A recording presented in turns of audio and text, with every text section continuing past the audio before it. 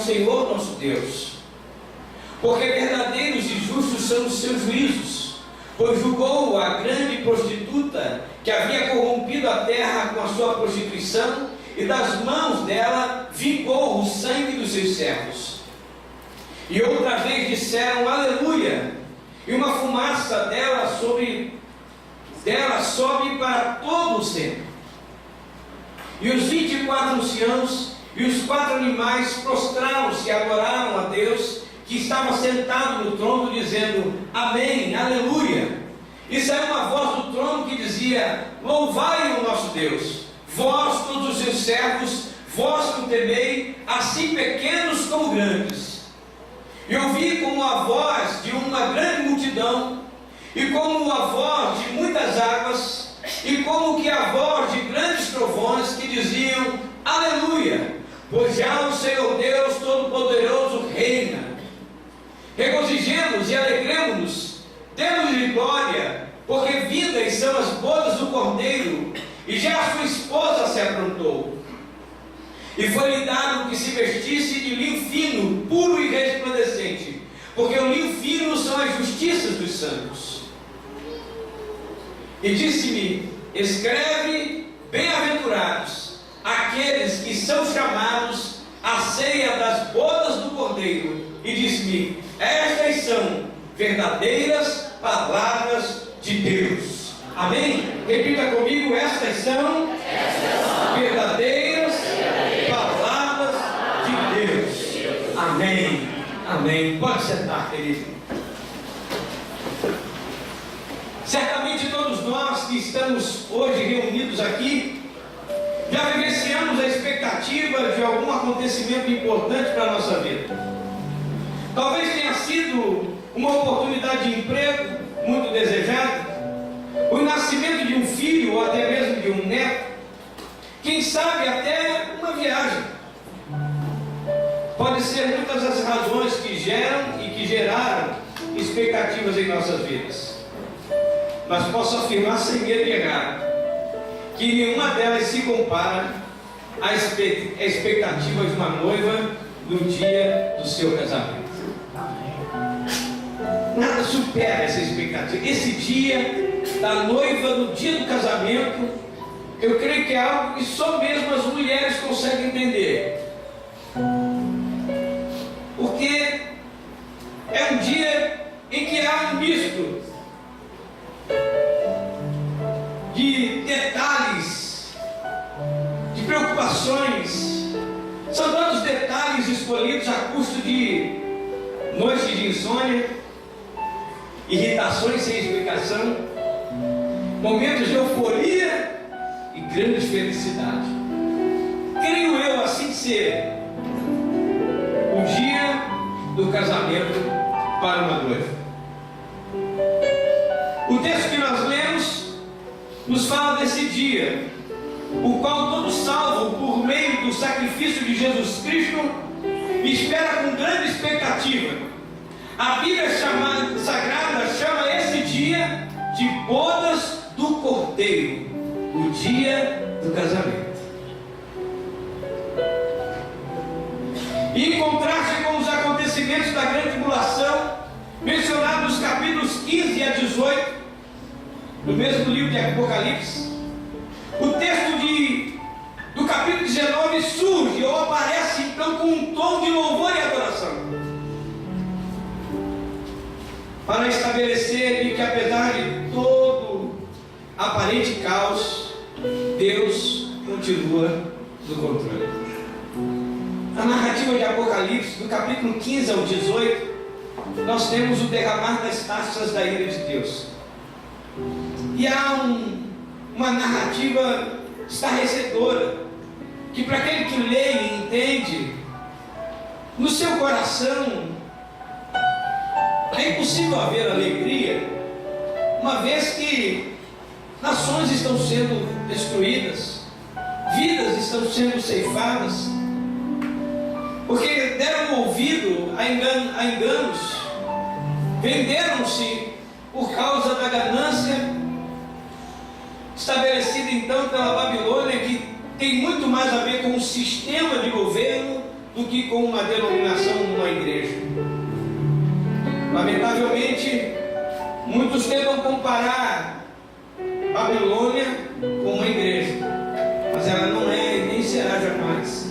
Babilônia é um sistema de governo mundial que corrompe as nações e que vai levar muitas pessoas a abandonarem o Deus verdadeiro para seguirem enganos, para irem atrás dos seus próprios desejos, fazendo Deus pessoal, criando deuses segundo o seu entendimento, a sua vontade, não estabelecendo a palavra como verdade, mas sim como uma opção. Ouvia hoje pela manhã e repito com muita convicção. Hoje os profetas desse tempo estão dizendo para a igreja, porque assim diz Rick Warren, porque assim diz Eugene Peterson, porque assim diz A, B. Mas os profetas de Deus no Velho Testamento, quando iam mencionar e dar respaldo à sua palavra, diziam, porque assim diz o Senhor. Amém. E eu creio que este é o resgate que precisamos fazer para a vida da igreja. A igreja precisa ouvir a mensagem com aquela mesma urgência dos profetas que diziam, assim diz o Senhor. A igreja carece de ouvir, e o mundo carece de ouvir a palavra respaldada pela palavra de Deus, baseada nela, argumentada nela, justificada nela. Nós precisamos ser a igreja que tem a palavra de Deus nos lábios para dizer em todo lugar e em todo tempo, assim diz o Senhor. E é no meio desse caos de Apocalipse 15, 18, que então João, que registrou isso, leva os outros, ou é levado pelo anjo, ou nos revela, porque ele já no capítulo 4 ele já está lá. Ele nos revela então o que está acontecendo no céu. E enquanto na terra está acontecendo a grande tribulação, no céu está acontecendo as bodas do Cordeiro. Enquanto pessoas estão procurando a morte se encontrar, existe um grupo de pessoas que encontrou a vida para nunca mais deixar, que jamais conhecerão o peso da segunda morte, mas vivem e viverão para todos sempre com aquele que reina e há de reinar para todos sempre. A Bíblia não qualifica como o que era e o que há de vir. E de que maneira esta igreja que está no céu se expressa? Ela se expressa dizendo, aleluia, aleluia, aleluia, aleluia, aleluia. É assim que se expressa. Aleluia, aleluia. Só mais uma vez. Vamos repetir essa estrofe mais uma vez. Aleluia, aleluia, aleluia,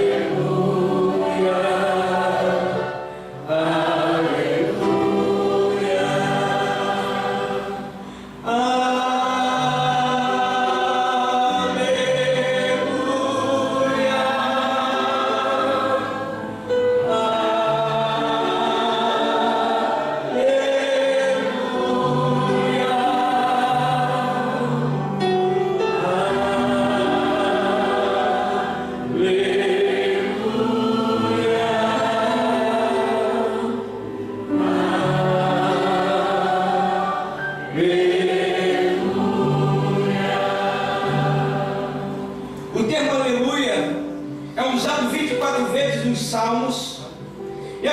menção desta palavra aleluia na Bíblia é usada em conexão com o julgamento divino no Salmo 104, verso de número 35, que diz: desaparecem da terra os pecadores e já não subsistem os perversos. Bendiz, ó minha alma, ao Senhor. Aleluia. Em todo o Novo Testamento, somente a partir de Apocalipse 19 é que surge novamente a palavra aleluia. Em todo o Novo Testamento, apesar de ser uma palavra muito conhecida da igreja, só no Novo Testamento ela vai surgir, em Apocalipse, no Novo Testamento, ela vai surgir como uma expressão da igreja para Deus, e ela então vai se repetir. A palavra aleluia significa louvado seja Deus, ou louvado seja Jeová, porque ela tem na sua tradução aleluia, e quer dizer louvado seja Jeová. O capítulo 19 de Apocalipse traz um louvor tão esperado pelos salvos, que será entoado por eles e até mesmo pelos anjos. Mas eu quero esta noite, junto com os irmãos, trazer pelo menos 4 razões pelas quais o coral celeste canta aleluia. 4 razões pelas quais o povo se reúne, os povos, línguas e nações, todos se reúnem para cantar aleluia. 4 razões que nós encontramos no texto que nós acabamos de ler. E a primeira dela é: eles cantam aleluia por causa da salvação que receberam. Porque receberam salvação, livramento, socorro de Deus.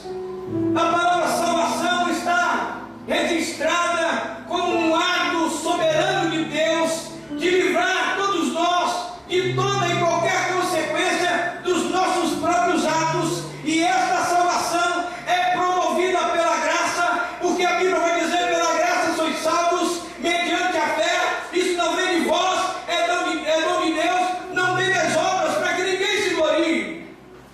Ser salvo, então, é para quem tem comunhão com Deus. Salvação é uma experiência para quem tem comunhão com Deus. A salvação precisa ser desenvolvida, precisa ser aplicada na vida. O salmista no Salmo 68, verso 19 diz: bendito seja o Senhor que de dia em dia leva o nosso fardo. Deus é a nossa salvação.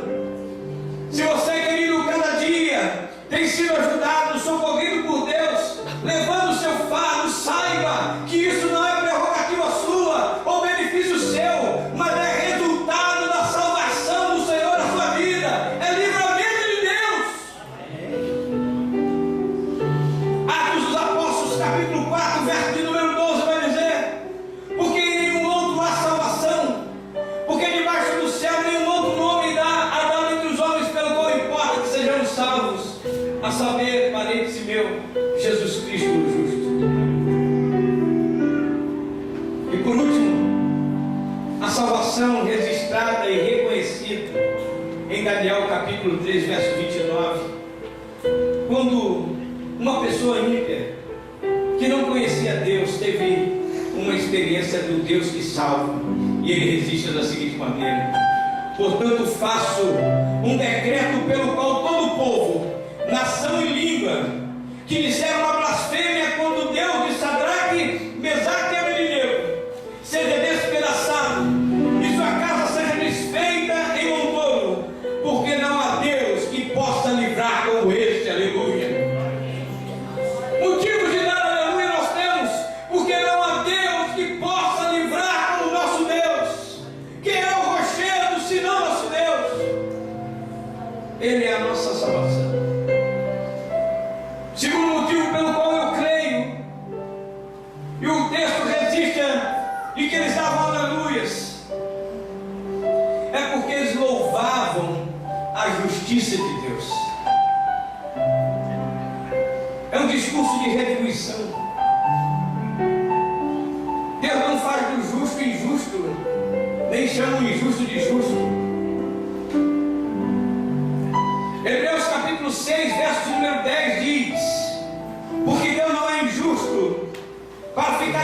conhecido do vosso trabalho, do amor que evidenciastes para com o seu nome, pois servis e ainda servis aos santos. Deus conhece o seu trabalho na igreja, Deus sabe do seu esforço, e Ele não é injusto. Ele há de te retribuir segundo a tua dedicação e esforço na casa do Senhor. Mas sobretudo não é somente na casa do Senhor. O texto diz que Ele não se esquece do trabalho que é feito por amor ao nome dEle, de tudo que é feito em nome do Senhor, por amar a Deus. Por isso o salmista no capítulo 23, no verso 3 diz: refrigera minha alma, guia-me pela vereda da justiça, por amor ao teu nome. Me perdoe, irmão, se sou repetitivo, porque sei que esse verso é a âncora da minha alma e muitas vezes eu repito aqui. Mas todas as vezes que há uma encruzilhada em minha vida em que eu preciso tomar decisões, a minha oração é essa: guia-me pela vereda da justiça, por amor ao teu nome. Que eu não olhe para a facilidade ou para a oportunidade. Que o Senhor seja glorificado na minha escolha. Amém. Essa é uma expectativa que Deus tem sobre nós, porque muitos querem ser salvos, muitos querem viver este dia, mas não se deixam ser guiados pela vereda da justiça, por amor ao nome do Senhor, mas antes estão olhando para as vantagens que podem receber, até mesmo da escolha que diz respeito a Deus. Quantas pessoas estão recebendo a Jesus como Senhor e Salvador de suas vidas, porque acreditam que Ele pode resolver os problemas da sua casa, resolver os seus problemas financeiros, ou até mesmo os seus problemas de enfermidade. Mas a Bíblia não diz que esta é a causa ou a motivação correta para recebermos a Jesus como Senhor. Ela diz que a motivação correta para receber a Deus como Senhor, Jesus como Senhor, é por amor a Ele. Porque reconhecemos o seu amor por nós e nós retribuímos esse amor. A Bíblia diz, e o apóstolo Paulo vai dizer, que o amor de Cristo nos constrange. Porque como pode alguém fazer tão bem a alguém tão mal como a humanidade? Se Deus nos retribuísse na medida dos nossos atos, como seria? A minha oração esta noite é que o amor de Cristo constranja você, a ponto de você não resistir mais. Provérbios 12, 28 diz: na vereda da justiça está a vida, e no caminho da sua carreira, não há morte. Quem busca a justiça de Deus vive para sempre. Por isso que a Bíblia vai dizer que aquele que crê em mim, como diz as Escrituras, ainda que morra, viverá. A vida é resultado disto. E por último, a justiça de Deus também é manifesta na nossa vida quando nós dizemos, como Filipenses 3,9 que diz: e o meu desejo é ser achado nele, não tendo justiça própria, que procede da lei, senão a que é mediante a fé em Cristo Jesus, justiça que procede de Deus, baseada na fé. Minha vida eterna, minha salvação em Cristo Jesus, está baseada na justiça de Deus. Ele me justificou em Cristo Jesus. Eu reconheço que sou pecador, mas hoje estou perdoado para a glória de Deus. E eles louvam aleluia por isso, porque reconhece que em si mesmo havia justiça, mas Deus os amou sobremaneira. 3. Eles louvavam a Deus, louvavam aleluia por causa da sua soberania. O plano de Deus estava se concretizando. Diga a pessoa que está ao seu lado: o plano de Deus para você vai se cumprir. Essa semana eu estava meditando para pregar lá na igreja do Cremeri, em Petrópolis, e falando sobre santificação.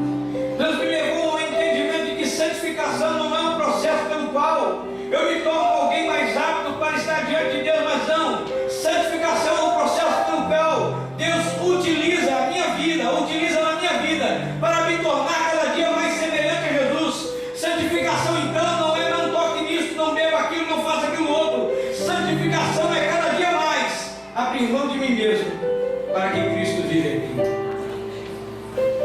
Santificação é viver o Cristo em mim, é ser cada dia transformado de glória em glória. Porque Isaías 64 diz: porque desde a antiguidade não se ouviu, nem com os ouvidos se percebeu, nem com os olhos se viu Deus além de ti, que trabalha por aqueles que nele esperam. Deus está trabalhando a seu favor, e o plano dele vai se cumprir na sua vida. Filipenses 2,13 diz: porque Deus é que efetua em você tanto querer quanto realizar. Saiba, meu irmão, minha irmã, todas as vezes que na sua vida surgir um grande desafio, onde esse desafio vai exigir transformação de você, transformação da sua maneira de ser, saiba que isso é de Deus na sua vida, e é Deus que vai te dar força, tanto para desejar, quanto para realizar essas mudanças. Você fará em nome do Senhor, e quando você for ver, você vai dizer assim: eu não podia, mas em Cristo eu posso todas as coisas. E nós vamos poder viver então uma nova vida, uma vida diferente. Quarto lugar, questão 5. Eles louvavam aleluia por causa da supremacia de Deus. O verso 5, escolhido pelo coral, diz que ele reina, que ele governa, que ele é régio condutor, tanto de grandes quanto de pequenos. Deus não faz acepção de pessoas. Não é por aquilo que nossa cor, nossa raça, não é pelo dinheiro que temos, não é pela família que nascemos. Deus não faz isso. Romanos 2,11 registra isso com muita clareza e diz: porque para Deus não há acepção de pessoa. E em Colossenses 3,25 diz: pois aquele que faz injustiça receberá em troco a injustiça feita, e nisto não há acepção de pessoas. Na vida pastoral, algumas vezes eu me deparo com pessoas que contam uma história e dizem: mas pastor, todo esse tempo eu fiz isso e agora eu errei, e agora? E eu às vezes digo: mas meu irmão, olha o que a Bíblia diz, que se o justo for pego na impiedade, toda a sua justiça não será considerada, mas somente a impiedade que ele praticou. Assim também que todo injusto que vive na sua injustiça, praticar a justiça, ele será julgado pela justiça que praticou. Nós não podemos deixar o abrir mão da disciplina de Deus na nossa vida, e precisamos aprender a cada dia de que Deus está no controle da nossa vida, e se Ele nos conduziu a um ambiente de disciplina e correção, é porque Ele quer nos aperfeiçoar e não nos destruir. Amém? Diga a pessoa que está ao seu lado: Deus quer te aperfeiçoar, Ele não quer te destruir. Por último, querido, eles louvavam aleluias porque estavam nas bodas do Cordeiro. Eles louvavam aleluia porque estavam nas bodas do Cordeiro. No verso 7 e 8 diz: alegremos, exaltemos e damos-lhe glória, porque são chegadas as bodas do Cordeiro, cuja esposa a si mesma já se ataviou. Pois lhe foi dado de vestir-se linho finíssimo, resplandecente e puro, porque o linho finíssimo são os atos de justiça dos santos. Que atos são esses, meus irmãos? Quais são os atos que podem nos qualificar a sermos encontrados como santos?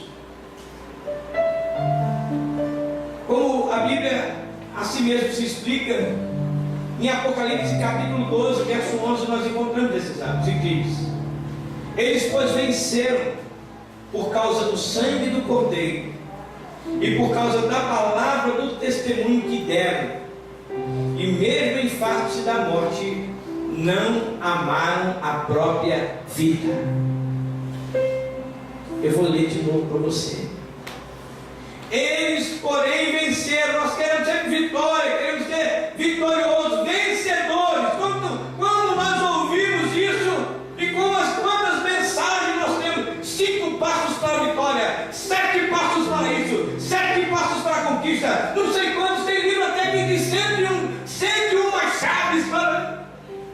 Nós só precisamos de um. Eles venceram por causa do sangue do Cordeiro. O sangue de Jesus é que nos purifica de todo pecado. É esse sangue que tem poder. É esse sangue que nos coloca diante de Deus. É esse sangue que nos faz, sabe, que nos coloca num novo e vivo caminho, nos coloca na sala do trono. É o sangue de Jesus que nos coloca na sala do trono. Segundo, eles estão lá, eles venceram por causa da palavra do testemunho que deram. Repita comigo: testemunho que deram.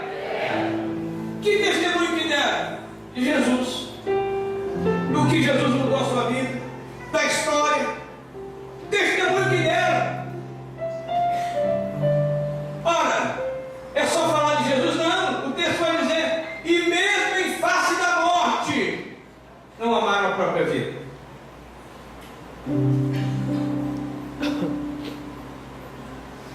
Será que nós estamos aptos a chegar nesse lugar? Ou ainda nos falta alguma coisa? O escritor de Hebreus vai dizer: porque não resististe até o sangue. Nós vivemos num país abençoado, irmãos. Podemos pregar e cantar a Deus em todo lugar e em toda parte. Mas existem pessoas que não podem fazer isso, mas não deixam de fazer. Existem pessoas que estão correndo risco de vida, mas não deixam de adorar a Deus, não deixam de dar testemunho do seu Deus. Talvez, como Eugênio Peterson vai escrever, porque aí foi o que eu li mesmo, talvez nós estamos realmente com um pouco de gordura espiritual.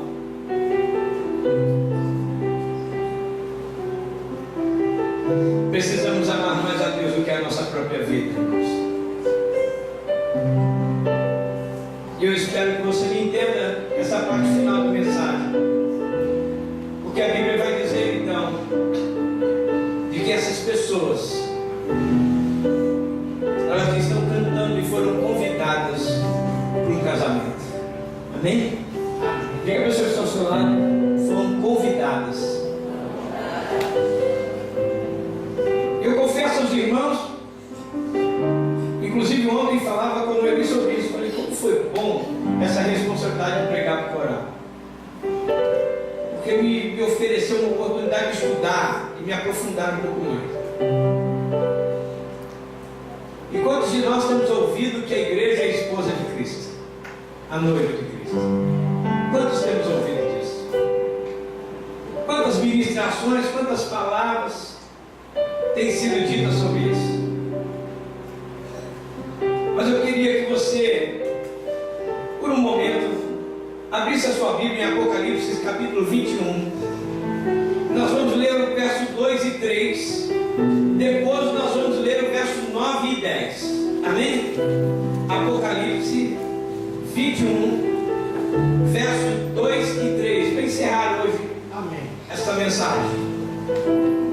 Quem achou diz amém. Amém. Eu vou ler para você. Diz assim: vi também, verso 2: vi também a cidade santa, Nova Jerusalém, que descia do céu da parte de Deus, ataviada como uma noiva adornada para o seu esposo. Então vi grande voz vinda do trono, dizendo: eis o tabernáculo de Deus com os homens, Deus habitará com eles, eles serão o seu povo, e Deus mesmo estará com eles. Verso 9, por favor. E veio um dos 7 anjos que tem as 7 taças cheias dos últimos 7 flagelos, e falou comigo dizendo: vem, mostrar-te-ei a noiva, a esposa do Cordeiro. E me transportou, verso 10, e me transportou no Espírito até uma grande e elevada montanha, e me mostrou a santa cidade de Jerusalém, que descia do céu da parte de Deus. Amém. Quem é a noiva? A Nova Jerusalém. A Nova Jerusalém é a noiva do Cordeiro. Pastor, e nós somos os convidados. Os convidados para quê? Para morar nessa cidade. Aleluia! Somos os convidados para morar nela, para morar na noiva. A noiva do Cordeiro, representada pela Nova Jerusalém, que desce do céu, nela habita, ou estão habitando, ou estarão habitando, a palavra mais correta, estarão habitando os patriarcas, os reis que foram fiéis a Deus, os profetas, os apóstolos e a igreja que compõe a noiva do Cordeiro. De forma que nós nos tornamos cidadãos do céu, membros da noiva, moradores da cidade santa. Que nós possamos cantar aleluias por essa razão, porque fazemos parte do povo que vai morar na cidade santa, na noiva do Cordeiro. Fique de pé, querido, em nome de Jesus.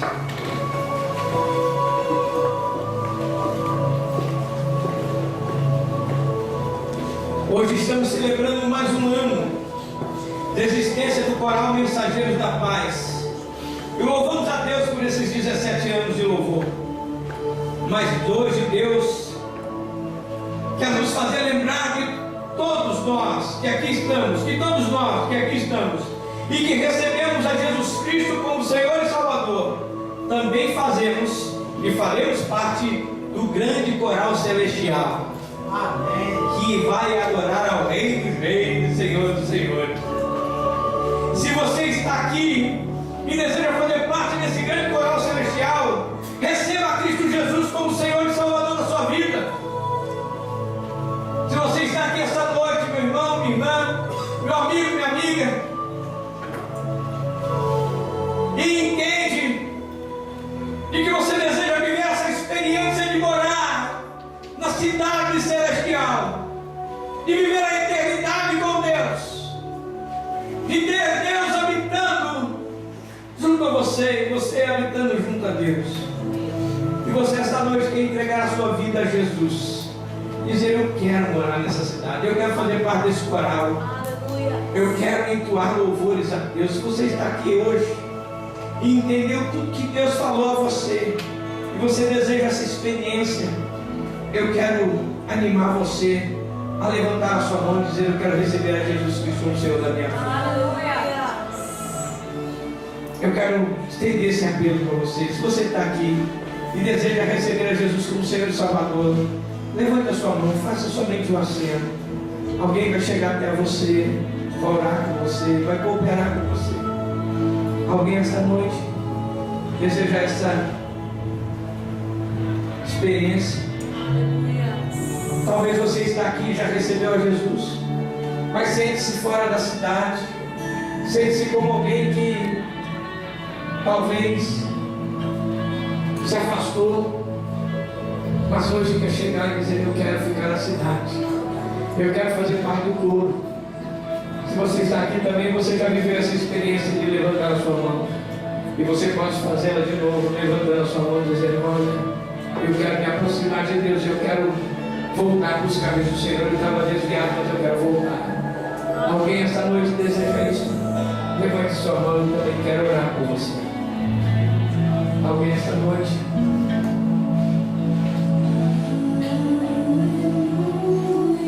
Apocalipse capítulo 22. verso 17 diz: o Espírito e a noiva proclamam: vem. E todo aquele que ouvir responda: vem. Quem sentir sede, venha. E todos quantos desejam, venham, receba de graça a água da vida. Se você está aqui também esta noite e sente que a sua vida precisa de um renovo, e esta palavra vem como água para a sua vida, lhe dando esperança para permanecer na presença do Senhor, a você, o meu convite é: seja aqui à frente comigo, eu quero orar por você, enquanto cantamos essa canção.